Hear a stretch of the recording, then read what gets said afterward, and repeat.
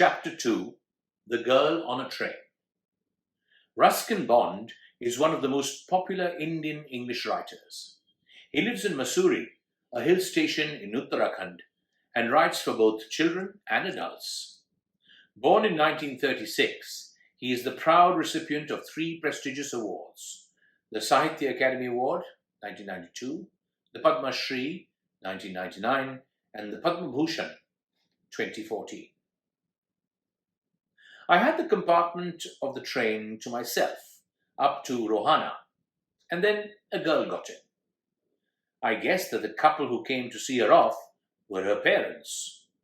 They seemed very worried about her comfort, and the woman told her where to keep her things, when not to lean out of the windows, and how to avoid speaking to strangers.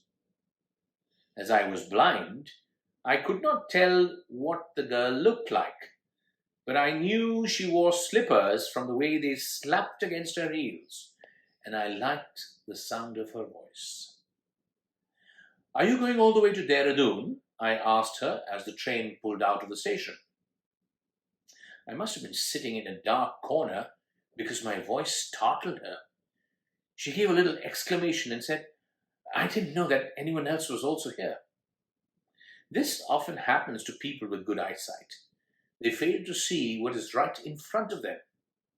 They have too much to look at, I suppose. "I didn't see you either at first," I said, "but I heard you come in." Go. I wondered how I could prevent her from discovering that I couldn't see. If I stayed in my seat without trying to get up, it shouldn't be too difficult. "I'm getting down at Saharanpur," the girl said. "My aunt is meeting me there." "Where are you going?" "To Dehradun, and then to Mussoorie," I replied. "Oh, lucky you. I wish I was going to Mussoorie. I love the mountains, especially in October," said the girl. "Yes, this is the best time of the year," I said, remembering the days when I had been able to see. I continued, "The hills are covered with wild dahlias. The sun is wonderful, and at night you can warm yourself in front of a log fire. Most of the tourists have gone, and the roads are quiet." She was silent for a while. Then I made a mistake. "What is it like outside?" I asked. She didn't seem to find anything strange in the question. Had she noticed already that I could not see? But her next question removed my doubts. "Why don't you look out of the window yourself?" she asked. I moved easily along the berth and felt for the window ledge. The window was open, and I faced it, pretending to study the landscape. In my mind's eye, I could see the telegraph posts flashing by. "Have you noticed," I said, "that the trees seem to be moving while we seem to be standing still?" "That always happens," she said. I turned from the window and faced the girl, and for a while we sat in silence. "You have an interesting face," I said. It was a safe remark. She laughed pleasantly, a clear, ringing laugh. "It's nice to be told that," she said. "I'm so tired of people telling me that I have a pretty face." "Oh, so you do have a pretty face," thought I, and aloud I said, "Well, an interesting face can also be pretty." "You are very gallant," she said. "But why are you so serious?" "We'll soon be at your station," I said rather abruptly. "Thank goodness it's a short journey. I can't bear to sit in a train for more than 2 or 3 hours."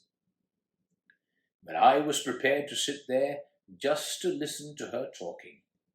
Her voice had all the sparkle of a mountain stream.